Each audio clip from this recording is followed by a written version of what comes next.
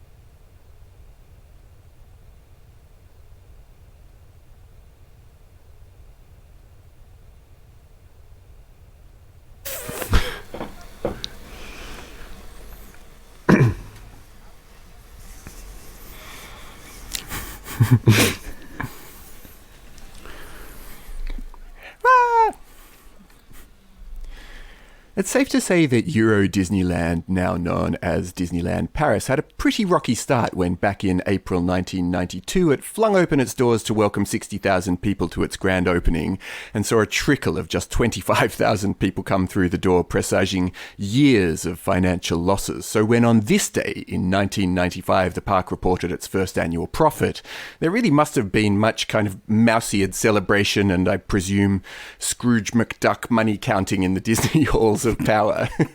But that joy wasn't necessarily that long-lived, because looked back from this vantage point, EuroDisney, as the parent company of Disneyland Paris is still called, has in fact recorded losses in 18 of its first 25 years.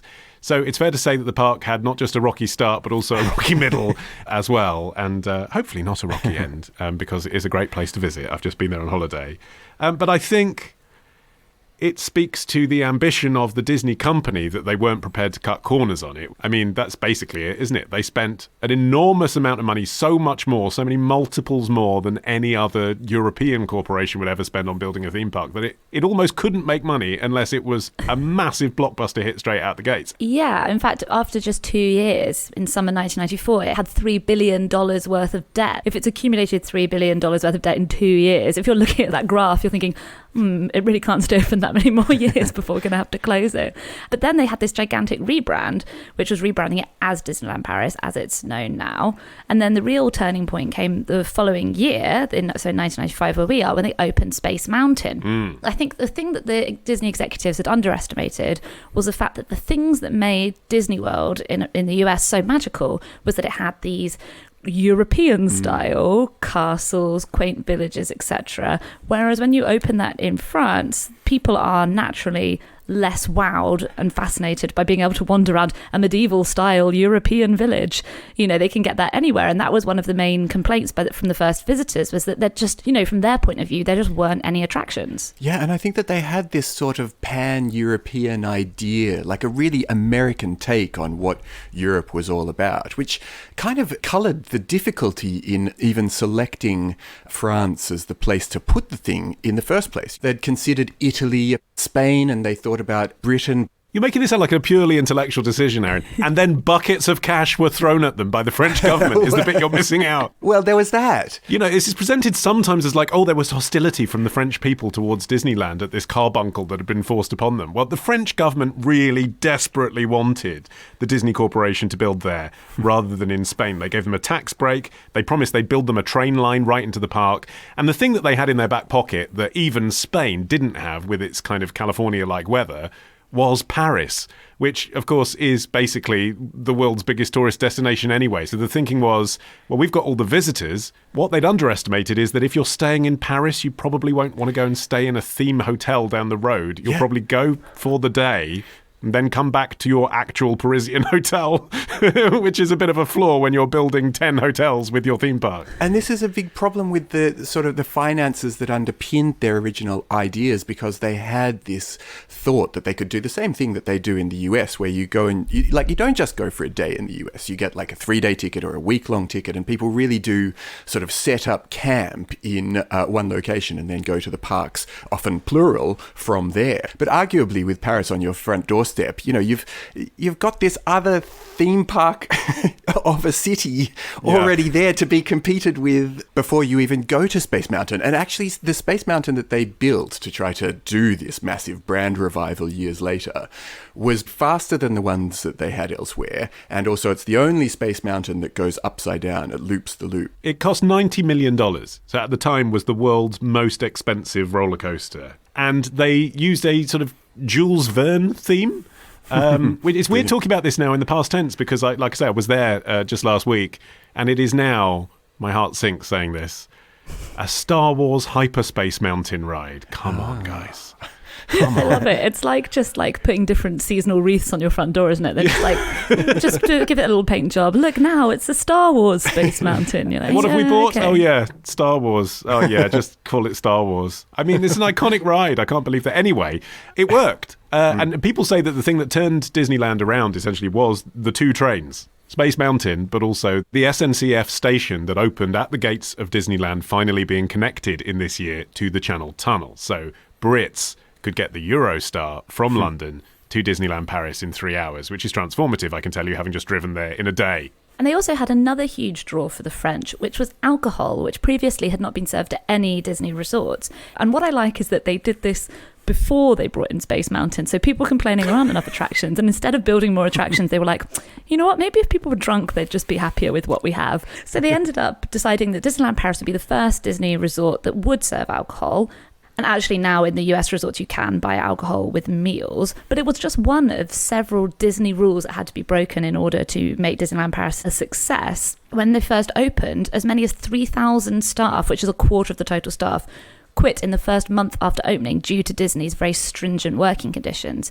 If you're an employee at Disney... Cast member. Sorry, yes. If you're a cast member, there's rules about things like tattoos. Can you say it smiling, please, Rebecca? And Arion, can you please remove that facial hair whilst you're laughing? Well, that's the thing. You know, the rules are very, very strict in a way that the French employees were not on board with. You know, not just governing personal appearance, but your behaviour as well. And that was just like a whole alien work culture. You do have to be constantly positive. I mean, that's the famous Disney customer service thing, isn't it? That's why people like having it on their CVs. Even if you get an entry-level job at Disneyland, it's a good thing because you've had the Disney training in hospitality in the States. And in France, it couldn't be more different. Like, one of the things that appealed to the Disney Corporation was that in France, people have more holiday than anywhere else in the world, basically. They get, I think it's 5 weeks a year paid holiday.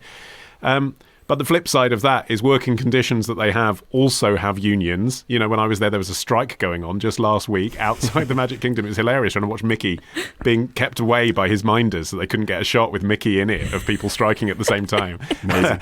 Yeah, and I got to say that scab Mickey gets what's coming to him. Also, I think we have to remember what the cultural tensions were between France and the United States in the 1990s, which really exaggerated this sense of culture clash. Because now it's not so obvious, I think. But then there was a lot of worries about cultural imperialism. This was the time when all those laws came in France, sort of mandating the amount of French music you had to hear on the radio and stuff like that. One artist called the plans for EuroDisney a cultural Chernobyl. And this is the feeling that the French had about this American company setting up in their country. And they felt threatened by American culture coming in and winning over their children. The first non-US Disney resort to open was Tokyo Disney in 1983. And I think that went so smoothly precisely because in Japan there is a big appetite for Americana that I think that the Disney executives had concluded that it was okay to basically just do the same thing as they were doing in the US all around the world and people would just eat it up. And in France was when they first found that that wasn't necessarily the case. And it didn't just inspire, you know, heated think pieces. There was an actual act of sabotage the night before opening of Disneyland. A bombing toppled a power pylon and caused outages at the park's 6 hotels. So, I mean, this was something that, I mean, obviously, you know, just one person in this instance, but it was inspiring a lot of passionate opinion. Yeah, they had this targeted advertisement on that question of, like, children in particular, that they had this nostalgic themed advert that was meant to inspire children to go there. But it was really, that just added fuel to the fire of the debate, making these already, like, skeptical French parents even more reluctant to visit. I don't suggest that that inspired a bombing necessarily, but, you know... All the French parents were like, Henri doesn't want to go to Camembert Land anymore this summer. Well, you joke, but Park Asterix, literally, Park Asterix is just down the road. So it was seen as a threat, yeah. Did you go there on your recent holiday? No, I have been as a child to Park Asterix. It was a bit intense for my tastes. A bit too French, maybe. I recently found like that there's all of these Julia Donaldson, Gruffalo's Dog, Room on the Broom themed attractions, often attached to an actual castle, which look pretty cool. But, you know, you could do it on the cheap. You could get a couple of actors in and have it as like one thing among many things that might bring you to this particular location. Whereas Disneyland, it has to be enormous. It has to be expensive. And to get those repeat visitors like me who love Disney coming back, you need to hit them with the theatre of it every single time, even as grown-ups. So, like, you know, I get a lump in my throat, I'm not ashamed to say, when I walk onto Main Street USA every single time. It's like a hotel, isn't it? It's like a 5-star hotel kind of presenting itself and the theatricality of that and how everything needs to be perfect. Except like times 10, you know, the music, the smells, the ambience, the characters, you know, children running everywhere with pure delight on their faces. It's impossible not to get taken away with it. And it's so perfect. It's ridiculous how perfect it is. The level of detail is staggering, but very expensive. How long does it last before you're done with it? You have to wait till you get in your first queue. About 90 minutes. Tomorrow. Nipples too fantastic. Make nipples less fantastic. Ditch the ads and get a Sunday episode when you join Club Retrospectors. Patreon.com/Retrospectors.